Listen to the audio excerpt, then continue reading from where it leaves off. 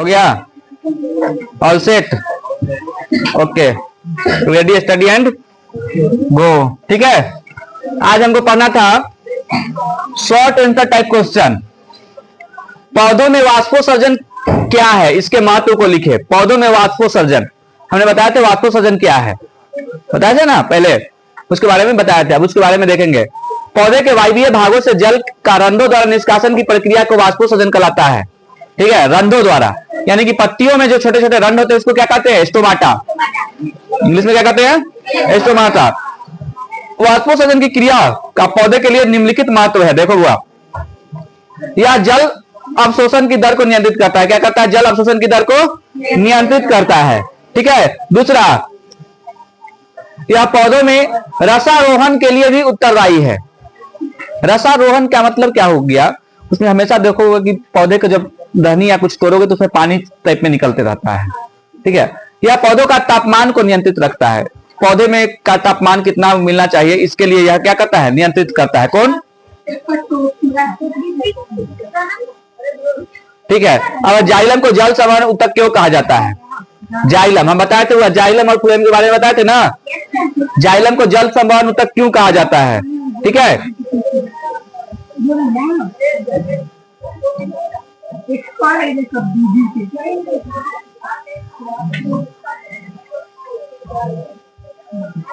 देखेंगे। जाइलम जल एवं खनिज लवण जिनका अवशोषण पौधों की जड़ों द्वारा होता है। हम बताते ना, जाइलम ऊतक का क्या कार्य है? जड़ से क्या लेता है? खनिज लवण और जल लेता है ना, उन्हें पत्तियों तक पहुंचाने का कार्य करता है। वाहिकाएं लंबी नली की तरह बेलनाकार एवं एक के ऊपर एक अवस्थित होती है तथा इसके बीच की अनुप्रस्थ भित्ति घुल जाती है, जिससे जड़ से लेकर पत्तियों तक जल के एक अखंड स्तंभ का निर्माण हो जाता है। क्या होता है? जल के अखंड स्तंभ का निर्माण हो जाता है। कहां से आ जाता है? अतः जाइलम को जल संवहन ऊतक कहा जाता है। इसी के कारण क्या कहा जाता है? जाइलम को जल संवहन ऊतक कहा जाता है। क्या कहा जाता है? जल संवहन ऊतक कहा जाता है। अगर रक्त क्या है बताते ना, रक्त क्या है? रक्त एक प्रकार का तरल संयोजी ऊतक है। रक्त का रंग लाल क्यों होता है? रक्त का रंग लाल क्यों होता है? चलिए ठीक है, अब देखेंगे आगे है। रक्त एक तरल संयोजी ऊतक है जो उच्च बहुकोशिकीय जंतुओं में एक तरह का परिवहन का माध्यम है, जिसके द्वारा शरीर के भीतर एक स्थान से दूसरे स्थान तक पदार्थों का परिवहन होता है। क्या होता है? पदार्थों का परिवहन होता है। मनुष्य में रक्त में श्वेत रक्त कणों की संख्या 5000 से 10,000 प्रति माइक्रोलीटर होता है। ठीक है, लिख लेंगे। मनुष्य में, नोट करके लिखेंगे, मनुष्य में मनुष्य में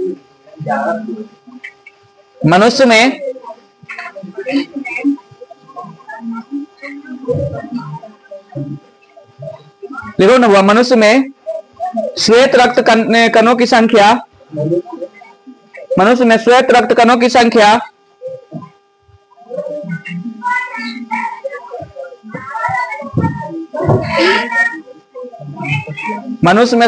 कणों की संख्या 5000 से 10,000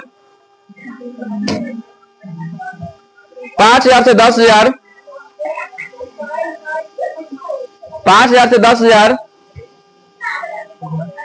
प्रति माइक्रोलीटर होता है। प्रति माइक्रोलीटर होता है। 5000 से 10,000 प्रति माइक्रोलीटर होता है।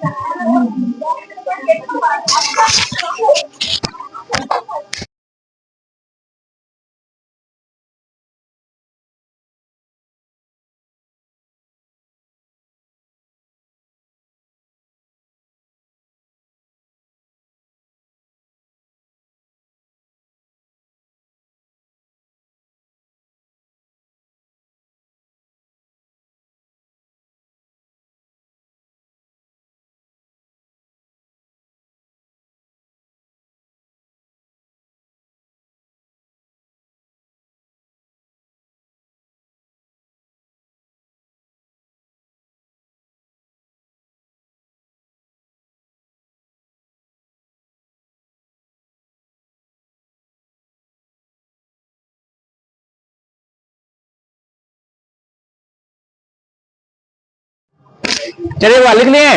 अब है अगला है जीवों में पदार्थों के परिवहन से आप क्या समझते हैं? जीवों में उपयोगी पदार्थों का उनके मूल स्रोतों से शरीर के प्रत्येक कोशिका तक पहुंचने तथा अनुपयोगी का हानिकारक पदार्थों को कोशिका के बाहर निकालने को उत्सर्जन स्थान तक पहुंचाने की क्रिया को पदार्थ का परिवहन कहते हैं।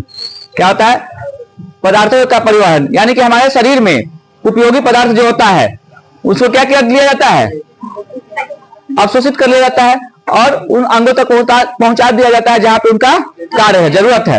ठीक है, और उनसे जो अवशिष्ट पदार्थ बनता है उसको मल मूत्र के रूप में निकाल देते हैं, तो उसी को क्या कहते हैं? परिवहन हो जाता है। अगला है जाइलम तथा फ्लोएम पदार्थों का संबंध। कोई दो अवयव जाइलम और फ्लोएम में अंतर लिखे, यानी जाइलम और फ्लोएम में मुख्य रूप से अंतर लिखे। हम बता दिए थे क्वेश्चन को, आगे बढ़े। दो गो पे लिखना था, 2 नंबरिया इसलिए मतलब 2 गो के लिए होता है, 2 नंबर में 2 ही को लिखने के लिए होता है, 5-5 को नहीं लिखेगा, 2 से 3 लिखेगा। अंतर पाद्यों में भोजन के स्थानांतरण कैसे होता है? यानी पौधे होना चाहिए था, पादपों या पादपों होना चाहिए था यहाँ पे। ठीक है, पादपों में भोजन का स्थानांतरण कैसे होता है? पादपों में जटिल संवहन उत्तक फ्लोएम द्वारा भोजन का स्थानांतरण होता है। हम बताए थे भोजन का स्थानांतरण के लिए कौन उत्तक उत्तरदायी है? फ्लोएम। जल और खनिज लवण के लिए जाइलम। हम बताए थे ना। भोजन तथा अन्य पदार्थों का स्थानांतरण संलग्न सखी कोशिका की सहायता से चलनी नलिका के ऊपर की ऊपरी मुखी एवं अधोमुखी दोनों दिशाओं में होता है। हम बताए थे कि फ्लोएम का उत्तक का जो फ्लो है वह प्रत्येक दिशा में, यानी ऊपर और नीचे दोनों दिशा में होती है।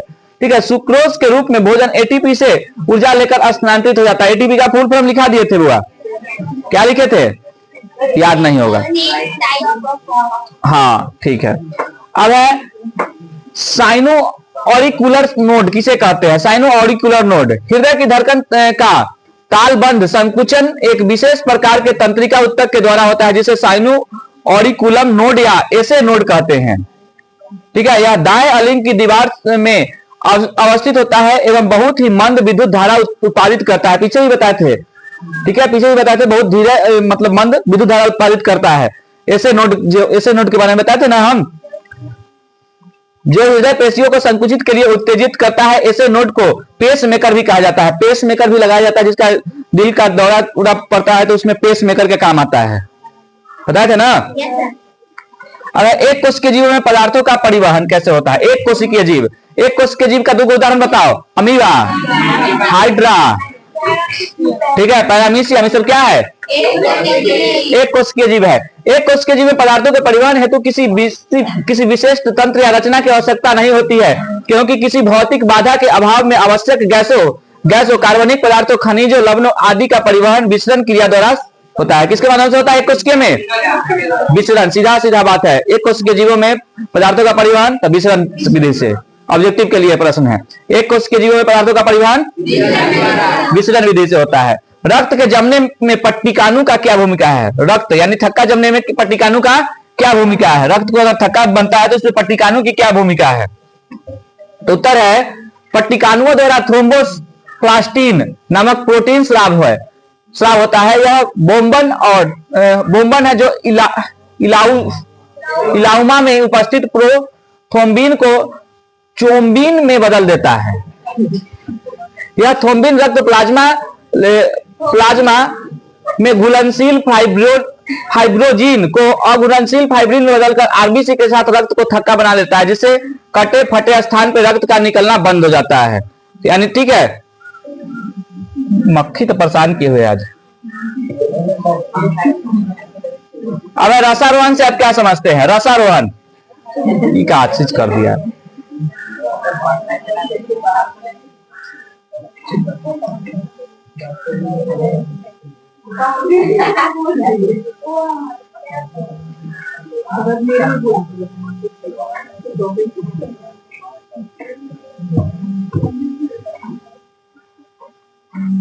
चलो देखेंगे, जल तथा घुलनशील लवणों के मूल रोम से पत्तियों तक पहुंचाने की क्रिया को रसारोहण कहते हैं। क्वेश्चन लिख लेंगे, वो रसारोहण से आप क्या समझते हैं?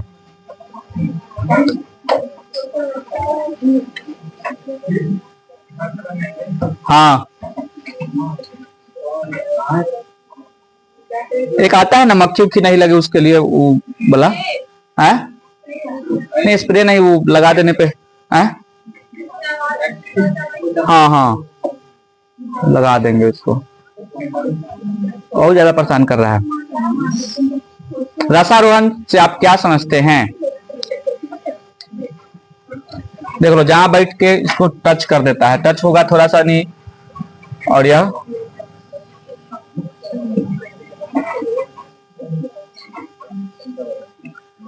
परिसंचरण तंत्र से आप क्या समझते हैं? देखेंगे बुआ, उच्च श्रेणी के जंतुओं में रक्त हृदय और रक्त वाहिकाओं से मिलकर बना तंत्र परिसंचरण तंत्र कहलाता है। क्या कहलाता है? परिसंचरण तंत्र कहलाता है। अब धमनी और शिरा में अंतर लिखे। धमनी और शिरा हम बताए थे, बुआ धमनी और शिरा में अंतर लिखा दिए थे ना। धमनी कैसा रक्त प्रवाहित करता है?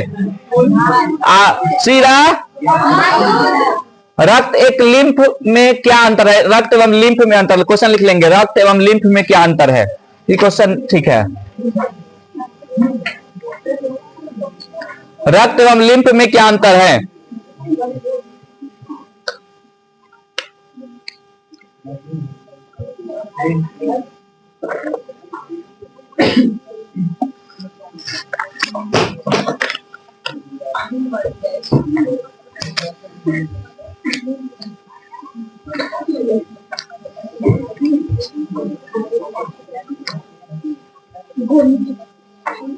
हो गया? देखेंगे, आरबीसी में उपस्थित हीमोग्लोबिन वर्णक के कारण इसका रंग लाल होता है। रक्त का रंग क्यों लाल होता है? हीमोग्लोबिन के कारण। इसमें आरबीसी एवं हीमोग्लोबिन की अनुपस्थिति के कारण रंगहीन होता है। लिम्फ, लसिका, लिम्फ या लसिका उसी को बोलते हैं। रक्त या लसिका में अंतर हो सकता है, लिख लेंगे क्वेश्चन। रक्त लिम्फ की जगह पे लसिका भी कर सकते हो या करके, ठीक है, हाँ लिख लेंगे ना। हो गया? इसमें आरबीसी, डब्ल्यूबीसी एवं पट्टिकाणु मौजूद होते हैं। यानी रक्त में क्या क्या मौजूद होते हैं? आरबीसी और डब्ल्यूबीसी दोनों।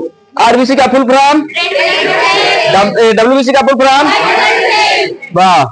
इसमें केवल लिम्फोसाइट मौजूद होता है, ठीक है। इसका प्रवाह तेजी से होता है, किसका? रक्त का। इसका प्रवाह धीरे धीरे होता है, किसका? लसिका का जो प्रवाह होता है वह धीरे धीरे होता है। इसका उद्गम हृदय में होता है। इसका उद्गम स्थल, इसका उद्गम स्थल उत्तक क्षेत्र होता है एवं लिम्फ कोशिकाओं शिराओं में प्रवाहित होती है एवं सब क्लेवियन शिरा में प्रवेश करती है, ठीक है। इसका उद्गम स्थल हृदय होता है एवं धमनी कोशिका तथा शिराओं में प्रवाह के बाद यह पुनः हृदय में लौट जाता है। यानी कि सभी जगह यह पंप करने का पुनः हृदय में लौट जाता है। अब मनुष्य में दोहरे रक्त संचरण की व्याख्या कीजिए तथा इसके महत्व पर प्रकाश डालिए। यह क्वेश्चन इंपॉर्टेंट है हुआ। दोहरे रक्त परिसंचरण, क्वेश्चन लिख लीजिए हुआ वाला। मनुष्य में दोहरे, वाला ऐप्स नहीं दिखाई दे रहा है। मनुष्य में दोहरे रक्त संचरण की व्याख्या करें, इसके महत्व पर प्रकाश डाले।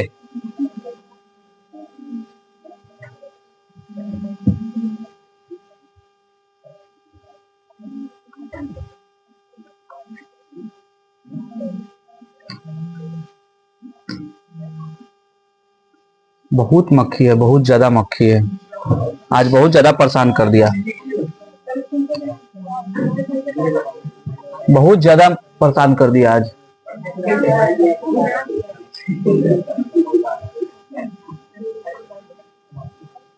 वो वाला अगरबत्ती क्या था? वो वाला जो था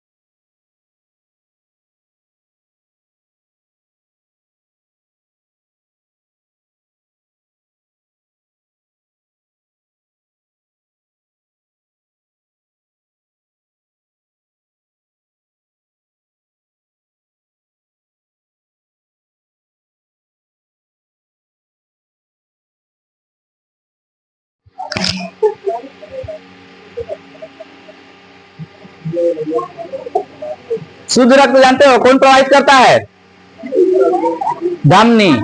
अशुद्ध रक्त यही चीज यहाँ पे बता रहा है, जिसे बाह्य निलय में भेज दिया जाता है। बाह्य निलय से शुद्ध रक्त महाधमनी द्वारा पूरे शरीर में परिसंचरण हेतु हृदय की पंप क्रिया द्वारा भेजा जाता है। इस प्रकार शरीर में रक्त परिवहन के एक चक्र को पूरा करने में रक्त को हृदय से होकर 2 बार गुजरना पड़ता है। एक चक्र पूरा करने में कितने बार गुजरना पड़ता है?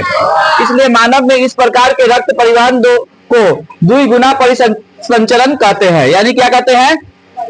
द्विगुना परिसंचरण कहते हैं। द्विगुण इसी को कहते हैं द्विगुण। मानव में द्विगुण परिसंचरण का महत्वपूर्ण प्रभाव यह है कि इसके द्वारा मानव हृदय शुद्ध एवं अशुद्ध रक्त को आपस में मिश्रित होने से बचाने का कार्य करता है। यानी ठीक है, ये दोनों क्या करते हैं आपस में, दोनों जो है रक्त होता है अशुद्ध और शुद्ध को अलग करता है और अलग करने का एक तरह से दोनों को एक साथ होने से रोकता है। ठीक है, और देखो यही प्रकार का चित्र है, इसको बना लेना होता है। जाइलम एवं फ्लोएम में निम्नलिखित अंतर लिखा दिए हुए हुआ हो गया है ना। अगर पौधों में खाद्य पदार्थों के परिवहन का क्या आवश्यकता है, क्यों आवश्यकता होना चाहिए था, यह क्रिया कैसे संपन्न होती है, सचित्र वर्णन करें। पौधे के प्रत्येक भाग अपने भोजन और वृद्धि के लिए खाद्य पदार्थों का निरंतर आवश्यकता होती है। ठीक है, निर्मम के पौधों में जैसे शैवाल में प्रत्येक कोशिका में खाद्य पदार्थों का निर्माण करने की क्षमता होती है, परंतु उच्च वर्ग के पौधों में प्रत्येक भाग में अपने खाद्य पदार्थों के निर्माण की क्षमता नहीं होती है। इससे पौधों की पत्तियां तथा तरुण तने भोजन का निर्माण कर सकते हैं। इसलिए खाद्य पदार्थों एवं ऐसे स्थानों से जहां इनका निर्माण होता है दूसरे भागों में जहां उनका निर्माण नहीं होता है परिवहन आवश्यक है। खाद्य पदार्थों के परिवहन में फ्लोएम सहायक होते हैं। खाद्य पदार्थों का परिवहन अधिक सांद्र से निम्न सांद्र वाली दिशा में होती है। खाद्य पदार्थों का परिवहन जो होता है लिख लेंगे, खाद्य पदार्थ का परिवहन पौधों में ना भी बंद है थोड़ा देर के लिए, इतना ना मक्खी सब आ गया है कि बंद कर दिया था।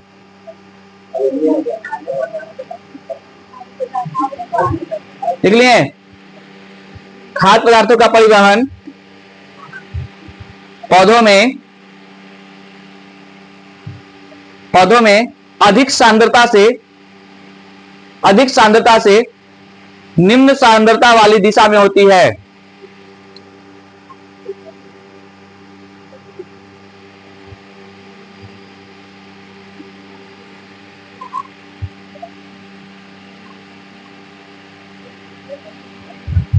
ठंडा लग रहा है?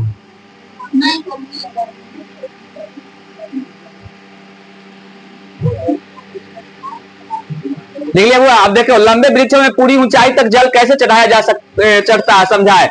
लंबे वृक्षों में पूरी ऊंचाई तक जल चढ़ाने में परासरण दाब, मूल दाब एवं वाष्पोत्सर्जन जैसी क्रियाओं की महत्वपूर्ण भूमिका होती है। पूरी ऊंचाई तक जल के चढ़ने में वाष्पोत्सर्जन की भूमिका प्रमुख है। वाष्पोत्सर्जन के कारण पत्तियों में एक परासरणी प्रवणता का निर्माण हो जाता है। पत्तियों के रंध्रों के आसपास स्थित कोशिकाओं में सबसे ज्यादा एवं जाइलम उत्तकों से सटी कोशिकाओं में सबसे कम परासरणी दाब होता है, जिसके चलते रंध्रों से पत्ती के जाइलम तक एक जल स्तंभ का निर्माण हो जाता है। इसके परिणाम स्वरूप जल का संचलन पत्तियों में जाइलम उत्तक के रंध्रों तक निरंतर रहता है। वाष्पोत्सर्जन की क्रिया में जल स्तंभ को अक्षुण्ण बनाए रखती है और पौधों के मूल से चोटी तक लगातार जल की धारा को प्रवाहित करती है। ठीक है, इसमें मूल रूप से किसका होता है? तो परासरण दाब का होता है। किसका होता है? परासरण दाब और वाष्पोत्सर्जन और जाइलम एवं फ्लोएम का जो होता है पूरे रूप में क्या कर रहा है, पूरी ऊंचाई तक जल को कैसे, जाइलम का कार्य होता है। जाइलम भी होता है ना मदद जल पहुंचाने का। हृदय पंप क्रिया को संक्षेप में समझाएं। अब देखेंगे हुआ स्तनधारियों में जिसमें मनुष्य भी शामिल है 4 कोष्ठीय हृदय होता है। मनुष्य में कितने हृदय कोष्ठ होते हैं? 4, 2 अलिंद और 2 निलय। शरीर के विभिन्न भागों में से संग्रहित अशुद्ध अनाक्षी रक्त 2 अग्र एवं एक पश्च महाशिरा के द्वारा दाहिने अलिंद में आता है तथा फेफड़ों में ऑक्सीकृत रक्त फुफ्फुस शिराओं द्वारा बाएं अलिंद में आ जाता है। अब साइनोएट्रियल नोड से सिकुड़न की लहर उठती है, जिसे दोनों अलिंद बारी बारी सिकुड़ते हैं और उसमें संचित रक्त क्रमशः दाएं और बाएं निलय में आ जाते हैं। अब सिकुड़न की लहर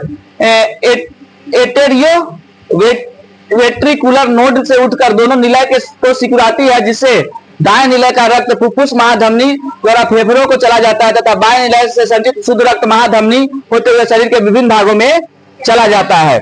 अब है श्वेत रक्त कोशिकाएं, लाल रक्त कोशिकाएं में किस प्रकार से भिन्न है? क्वेश्चन लिख लेंगे। श्वेत रक्त कोशिकाएं और लाल रक्त कोशिकाएं में अंतर लिखे। श्वेत रक्त कोशिकाएं आरबीसी सॉरी डब्ल्यूबीसी और लाल रक्त कोशिकाएं आरबीसी में अंतर लिखे।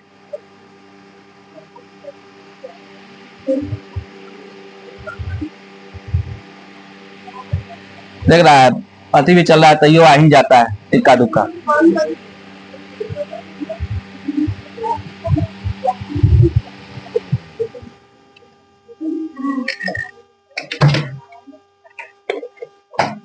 देखो बंद हुआ आ गया टपक जाता है।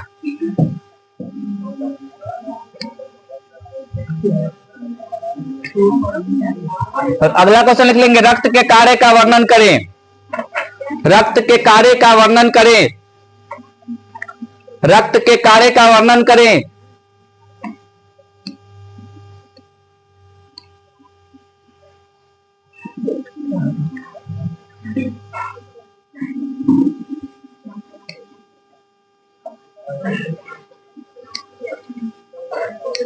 हो गया, यही क्वेश्चन लिख लेंगे। रक्त क्या है, इसके संगठन का वर्णन करें। संगठन का वर्णन करें। रक्त क्या है, इसके संगठन का वर्णन करें। रक्त क्या है, इसके संगठन का वर्णन करें।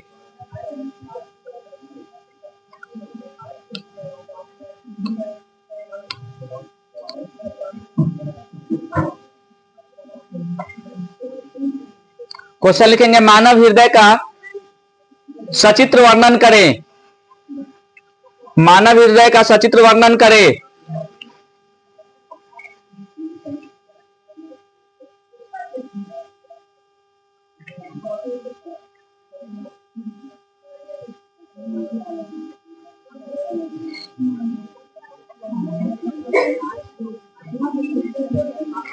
हो गया। अगला क्वेश्चन लिखेंगे, नेफ्रॉन का सचित्र वर्णन करें। नेफ्रॉन का सचित्र वर्णन करें।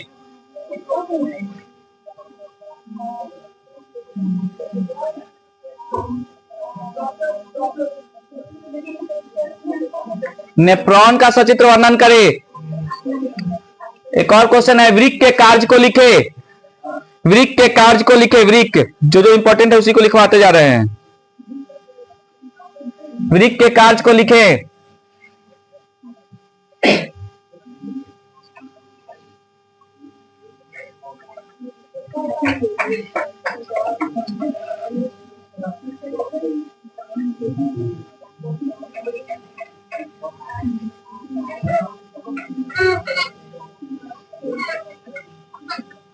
देखेंगे वह कुछ महत्वपूर्ण तथ्य है। पौधों में उत्सर्जन पत्तियों के गिरने और छाल के विलगाव से होता है। पौधों में पाए जाने वाला मुख्य उत्सर्जी पदार्थ में टैनिन, रेजिन एवं गोंद है। ठीक है, पौधों से जो निकलता है। प्रोटोजोआ अवशिष्ट पदार्थों का निष्कासन विसरण द्वारा करता है। कृत्रिम वृक्क नाइट्रोजन अपशिष्ट को अपोहन द्वारा पृथक करता है। किसके द्वारा करता है? अपोहन द्वारा पृथक करता है। मानव में नेफ्रॉन डायलिसिस थैली है। ठीक है, नेफ्रॉन वृक्क की रचनात्मक और क्रियात्मक इकाई है। लिख लेंगे, वृक्क की रचनात्मक और क्रियात्मक इकाई नेफ्रॉन को कहते हैं। वृक्क की रचनात्मक और क्रियात्मक इकाई नेफ्रॉन को कहते हैं। वृक्क की रचनात्मक एवं क्रियात्मक इकाई नेफ्रॉन को कहते हैं। नेफ्रॉन को कहते हैं।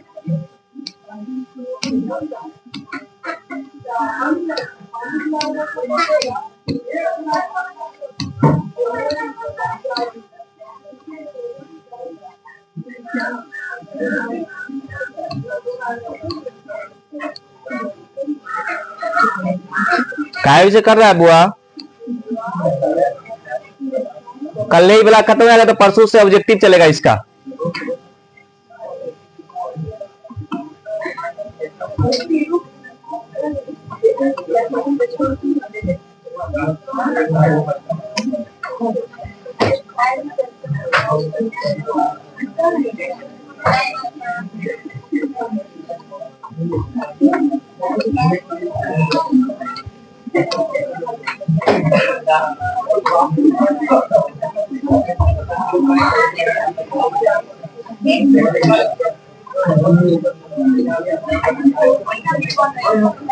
अब उत्सर्जन से कल पढ़ाएंगे, कल इसको खत्म कर देंगे, तब परसों से ऑब्जेक्टिव। ठीक है।